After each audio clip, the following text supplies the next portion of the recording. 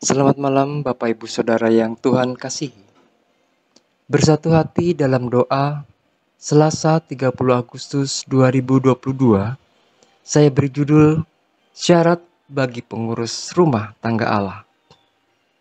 Sebelumnya mari kita bersatu di dalam doa. Tuhan, bukalah hati dan pikiran kami untuk merenungkan firman-Mu sebelum kami tidur dan terlelap malam ini. Amin. Bacaan Alkitab kita diambil dari Titus 1 ayat 1 sampai 9. Titus 1 ayatnya yang pertama sampai ayatnya yang ke-9.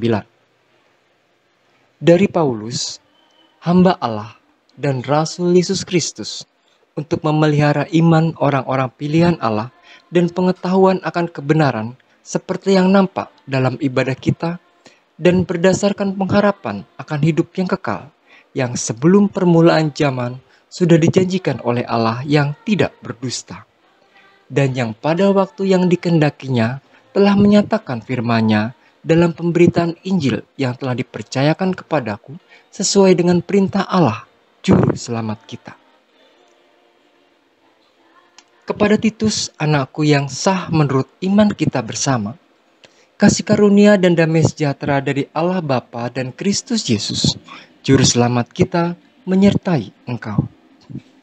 Aku telah meninggalkan engkau di Kreta dengan maksud ini, supaya engkau mengatur apa yang masih perlu diatur, dan supaya engkau menetapkan penatua-penatua di setiap kota seperti yang telah kupesankan kepadamu, yakni orang-orang yang tidak bercacat, yang mempunyai hanya satu istri, yang anak-anaknya hidup beriman, dan tidak dapat dituduh karena hidup tidak senonoh atau hidup tidak tertib.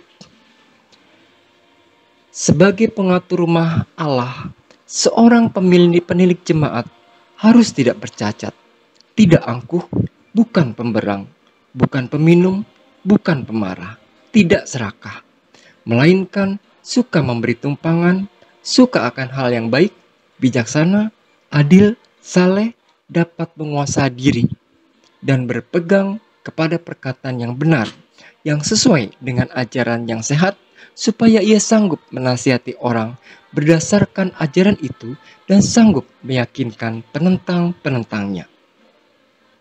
Demikianlah firman Tuhan. Saudara-saudara yang Tuhan kasihi, surat Titus ditulis Rasul Paulus tahun 65 sampai 66 Masehi. Surat ini merupakan surat penggembalaan pribadi kepada Titus. Titus bukanlah seorang Yahudi. Ia seorang Yunani yang menjadi percaya. Kemudian, ia mengikut Paulus dan menjadi orang yang setia. Keduanya bersama-sama bekerja sama dan melayani jemaat Korintus. Suatu kali, Paulus dan Titus singgah di pulau Kreta. Lalu ia meninggalkan Titus, anak rohaninya, untuk meneruskan pelayanan di sana dan memperbaiki pengurus pelayanan serta menguatkan jemaat. Sapaan Titus, anakku, kepada Titus merupakan istilah untuk mengungkapkan kasih sayang Paulus kepada anak-anak rohaninya, dan ia memberikan kepercayaan ini kepada Titus.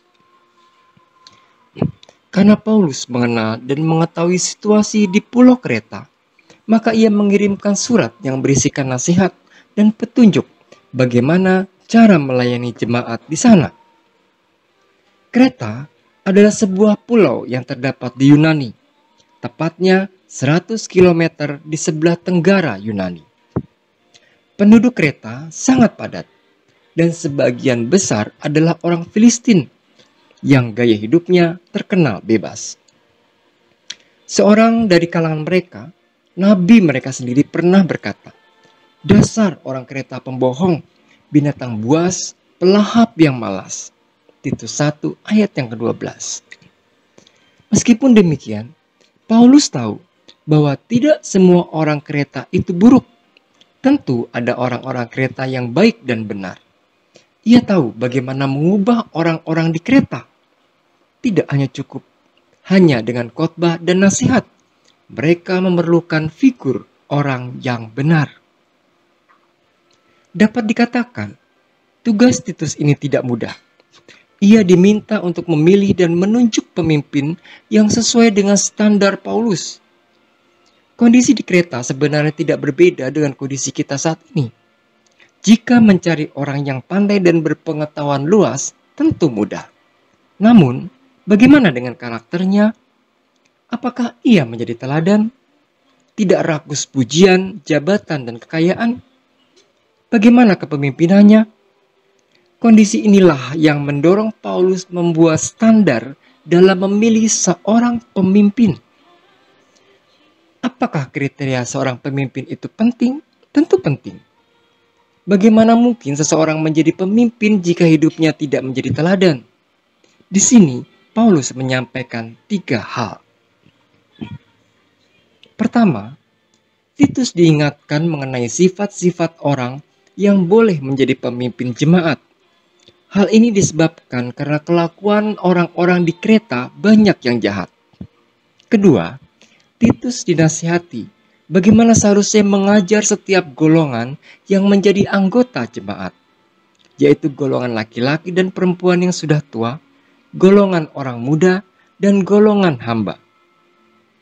Ketiga, Titus diajarkan bagaimana seharusnya tingkah laku seorang Kristen itu.